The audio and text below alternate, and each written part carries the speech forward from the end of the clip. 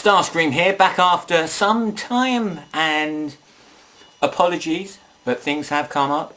And to be honest with you, my subscriber list isn't that large, so I don't think anybody's really missed me anyway. But, you know, I like to be consistent as much as possible, you know, within reason, without overstaying my welcome, which I think I possibly have done in the past. Anyway, regardless of that, you'll get a let me think now, 3 for 1 offer. And I could have used another finger there, but I didn't because I'm that respectful to you guys. Right, we're going to talk about Galvatron, Cyclonus and Scourge. Not into any huge in-depth, but in terms of where they fit in terms of the continuity of the G1 Transformers. It's a crossover between the comics and the toys and the movie, really. They what you got to bear in mind is the American comics followed a different course to the UK comics, so it's sort of like it's going in a straight line and then it sort of like forks off like that, and they just got a slightly different tangent, which is good because you get two different versions of the same story if you like Transformers that much, that is. Now, for those of you who aren't, I can't imagine there's many of you that don't know this. Target 2006, which I'm going to show you here now. Sorry, forgive me for looking down. This one is the graphic novel of about how many comic books here. I'm going to count these off the back here, see, which is really nice actually. They do give you how many comic books we used in the creation of this particular graphic novel. This is my favourite one, by the way. One not to be missed. Now, as far as I'm concerned, there's 1, 2, 3, 4, 5, 6, 7, 8, 9, 10. I'm assuming they're all in there. There's 10 in this graphic novel. Now, this is easily the best one to get. Even if you're not a Transformer fan, this pretty much rounds everything up for you and starts it all over again with new characters. So it gives you a synopsis, a backstory of the original G1, and then going forwards and to the next phase of G1.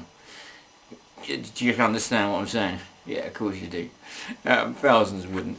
Anyway, so we're here to talk about Galvatron, Cyclonus and Scourge. They essentially turn up as the big heavy hitters in this.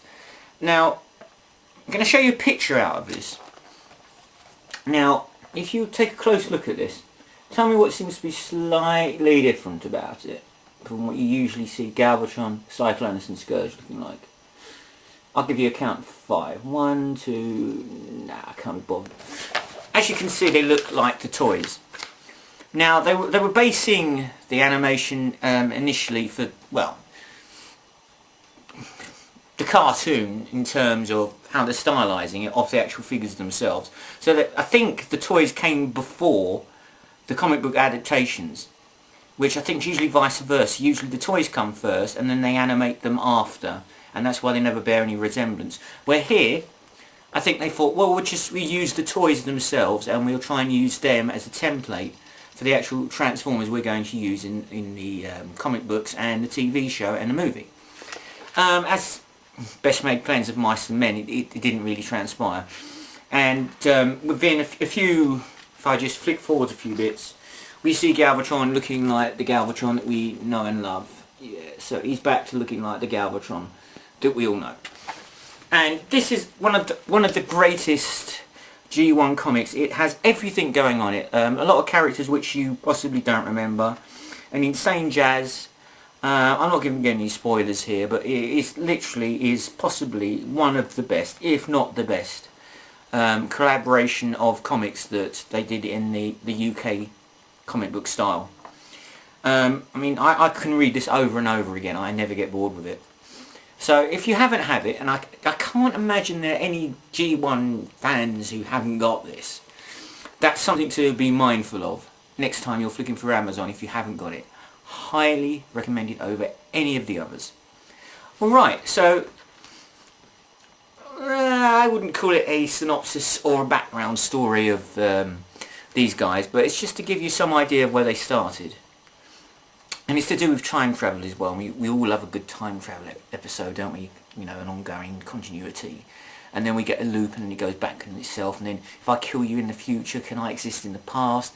You know, it's the usual kind of stuff, but, you know, it never gets boring, does it? Right, let's get a drink, and then I think we should look at the figures, don't you?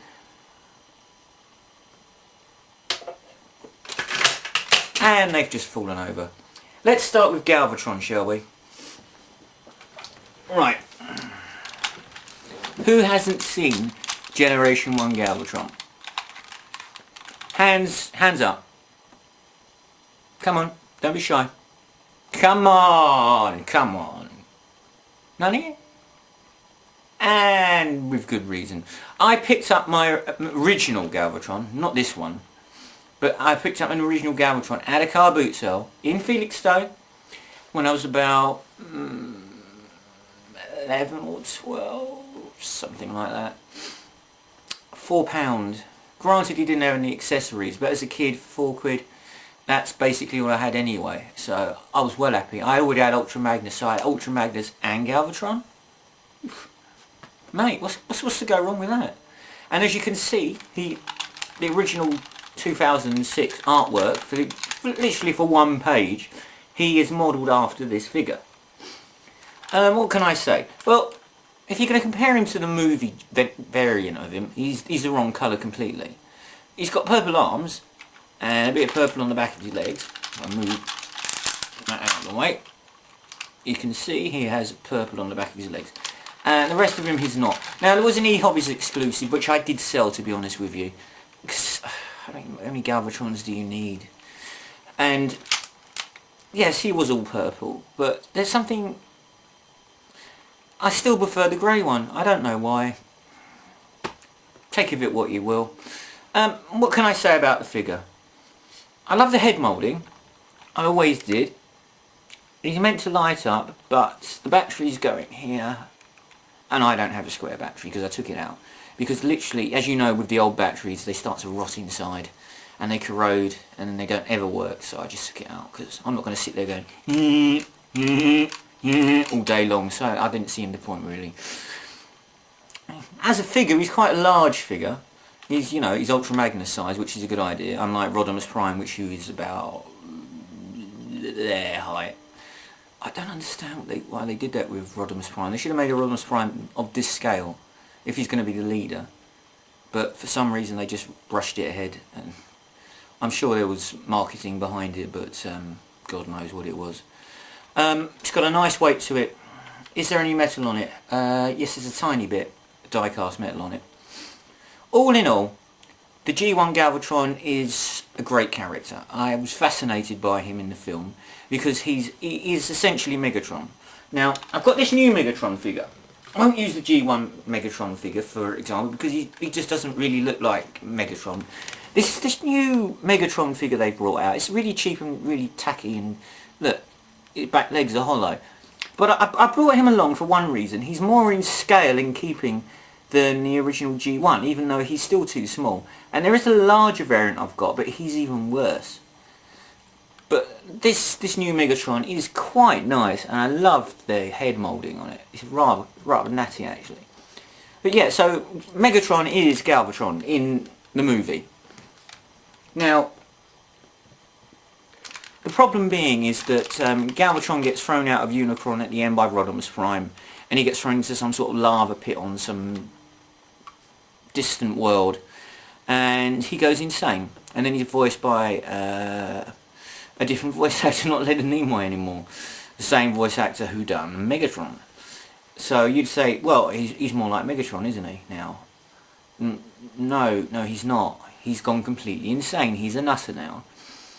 This is how he continues through the rest of Season 3, and the return of Optimus Prime, and the start of Season 4, which only had 3 episodes, which is a rebirth, which was meant to be 5, they toned it down to 3, and then basically the show had its day. Ninja Turtles were taking over, and that was the end of that. But Galvatron, as a character, he's extremely entertaining. Some brilliant episodes in Season 3. Where it just shows his insanity. I mean, he takes most of his anger out on his own Decepticons, let alone the Autobots. You can't reason with him, and he's not here to listen. So, in terms of as an enemy, he's a lot more entertaining than Megatron. Megatron had this, I don't know, a problem with retreating. Every time anything just didn't quite work out how he wanted, it was retreat. Everybody retreat. Especially me first.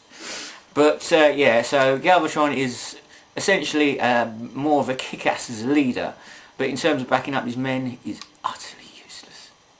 Right, here's his two henchmen. Now, you're nobody without your henchmen, because Starscream had his. He had Soundwave and Starscream. Now, Galvatron has got two fallen over Decepticons. One moment.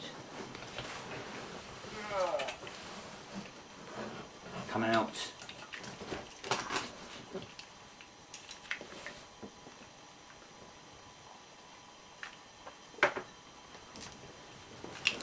Right. Cyclonus, the warrior, and his armada. We don't know who his armada is. I'm assuming it was just the Sweeps and Scourge. But apparently there's this fan continuity where Armada is the doppelganger of Cyclonus. I don't see any evidence to support that claim. It's just a fan-made fiction as far as I'm concerned. It's just a mistake they made in animation. It happens all the time. There's no point trying to speculate on it. So as far as I'm concerned, there is only one Cyclonus, and he's like Galvatron's right-hand man. Although Galvatron does take his anger out on him quite a lot of times, and he even gets possessed by Starscream, which really, really ticks off Galvatron. That's, I think it's Ghost in the Machine? Oh, I think it was Ghost in the Machine. There's 2 episodes. Can't remember the name of the other one, but they both follow chronologically in order, so if you see one then you know the other one's either before or after. If it's the one where Starscream possesses Cyclonus, you know it's the first one, and if he possesses Scourge, then you know it's the second one. So he takes his turn in possessing both. Oh my goodness me, I just got my tongue back in my mouth. Isn't that marvellous? Now, as you know, I don't go into the transformations of these very often because there's just no point, because that's the whole part of the fun, isn't it? I'm not here to show you how to transform them. I'm here to talk about them as individual characters and toys and whether I recommend them or not. Now, I recommend Galvatron, and the original one at that, even though he's the wrong colour. It's just, there's something about him that's just quintessentially from that time period. You can't beat it. And Cyclonus and Scourge, exactly the same. Now, as I said, they only appear once in that first page as the figures that you all buy, and then they sort of like mutate into what you'd expect them to be, animated, and more like the TV show and the movie. And even in the comic books they change to, you know, respect what's going on in the movie and the car. So there's no ambiguity there. So let's look at Cyclonus, his right-hand man. Cyclonus is very level-headed. He's Galvatron's voice of reason through most of Season 3. He tolerates Galvatron all the time because he has respect for the Decepticons and how they function. Why is that stuck? God, blimey, I haven't used. This is quite in good nick, this one. There we go. But yeah, he respects Galvatron, he respects the Decepticon cause, and he will follow Galvatron to the ends of the earth, but it becomes too much at a certain part where he tries to get Galvatron to rehab. You couldn't make this up, could you? This is a kid's cartoon, by the way. You might as well go and taking him to AA, you know. So yeah, he tries to take him to get him made normal. It doesn't work. It backfires on them, and Galvatron just goes on a rampage because he's so angry, especially at Cyclonus for putting him there. It's a brilliant episode. I can't recommend it enough. I wish I could remember the name of it. See, this is the thing, you see, as I get older I can't remember the names of things. It's terrible. It's terrible. I wouldn't wish this on anybody. Don't go down there. Don't get any older. Stay as you are. But yeah, he's it's great. It's one of the funniest episodes I've ever seen. Galvatron approaches this alien in a prison. It's like a half moon shape, and Galvatron approaches it, and this little creature's got 3 heads, And he turns to Galvatron and goes, I have no head, I have no head, I have no head, I have no head. And Galvatron, you're mad! And that's Galvatron. Oh, it's a great episode. Yeah, you've got to see it. I wish I could remember the name of it. If I do, I'll post it up on here, so don't worry about it. But yeah, Cyclonus is the level-headed one. Now, through Target 2006, and they carry on. Eventually, Galvatron departs from Cyclonus and Scourge. I'm talking about the comic books, not the cartoons and the comic and the movie. They're always together, this lot. Even though Galvatron takes outbursts Cyclonus, they are always together in the cartoon. In the comic book, yeah, this is a different continuity. They go through time travelling stuff. Galvatron doesn't recognise them. He doesn't quite know what's going on. Cyclonus and Scourge think he's going to muck everything up. So they attack him, and spoilers are ho here. Galvatron rips Cyclonus' head off. And then Scourge is about to shoot Galvatron, and he thinks, if I do that, am I going to change the past for us? Does that mean that I won't ever be here? Let alone Cyclonus? I think... And he runs off. And...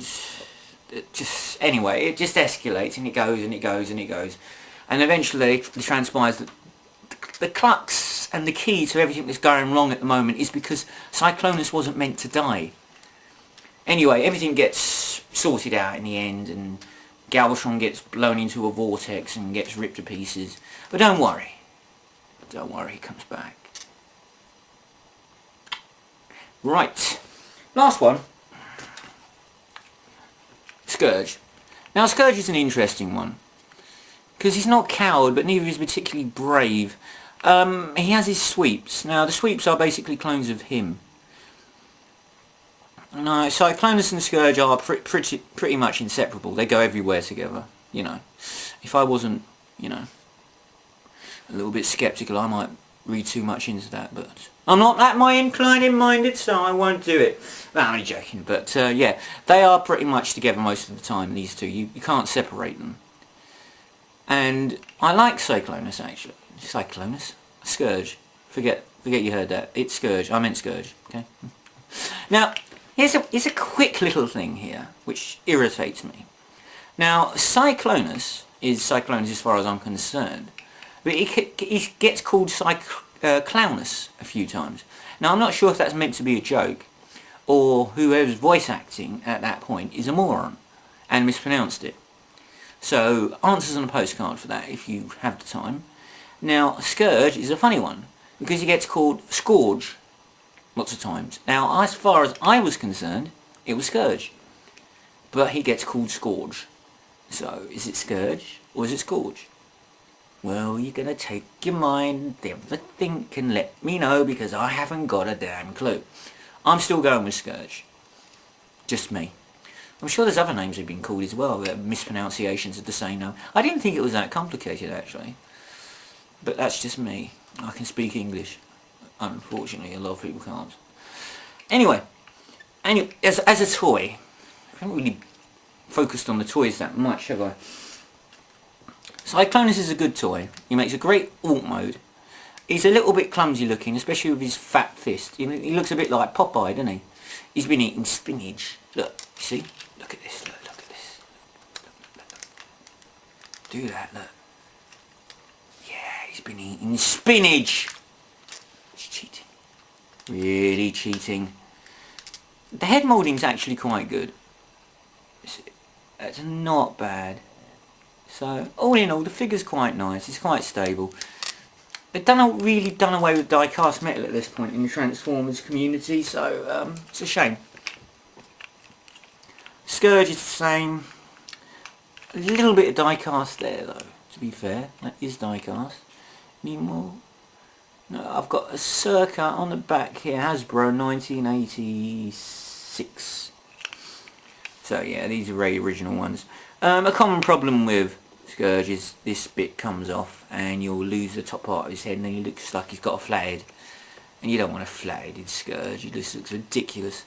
Transformations of these is quite simplistic, and You know, they're not particularly detailed, but they do the job. All in all three of them together make a nice team, as it were. And I always quite like them all together, all three of them. You know, functioning together, doing their jobs, opposite business together. Now, later on, Soundwave joins the lot, because he's had enough of what he's doing with Megatron, because Megatron is basically not doing a great deal. Megatron goes insane eventually anyway, but not as insane as Galvatron. And they confront each other, and then Galvatron thinks, well, I could destroy Megatron if I really wanted, but should I do that? Because if I destroy Megatron, then can Galvatron exist without Megatron? It's a conundrum, isn't it? Because how can you exist without your predecessor existing before you? Because you are your predecessor. It raises quite a few questions. It's quite deep for a kid's comic book, if you ask me. But Soundwave is sitting on the fence watching this going, well, whoever wins this, I'm going with them. You know, I quite like self-preservation is the key word. But yeah, all in all, Target 2006, along with those particular figures, the G1s that is, no, not the reissues, the G1s, even if the colour scheme is wrong and they are a little bit blocky and a little bit dated looking, that's the whole fun of having them. That's what makes them collectible and unique. You can always buy something new. I mean, that's why people buy classic cars like I do. You can always get a new car, but anybody can get a new car, but you can't always have a classic car, especially not one in good condition. So this is the same with the old Transformers. Something to be cherished and looked after. So, I hope that was some insight into them. If you want me to do any more videos along these lines, I may shove in a little bit in between here in the video, just for a little bit of background with some images, just a point of reference, just to make things seem a little bit more consistent. If you're interested. Even if you're not, I'll just do it anyway. Anyway guys, nice seeing you. Hope to see you lot soon. Well, just to round this all up, I'd just like to say that 2006 is probably the greatest crossover in terms of going from the G1 Transformers continuity to the movie and on to season 3. I can't recommend it highly enough. I would imagine that most Transformer fans have obviously read this, so it's preaching to the converted, but I would highly recommend, if you haven't read it, it ties up a lot of loose ends and it opens up a whole new story arc. So, my goodness me, check it out if you haven't already read it.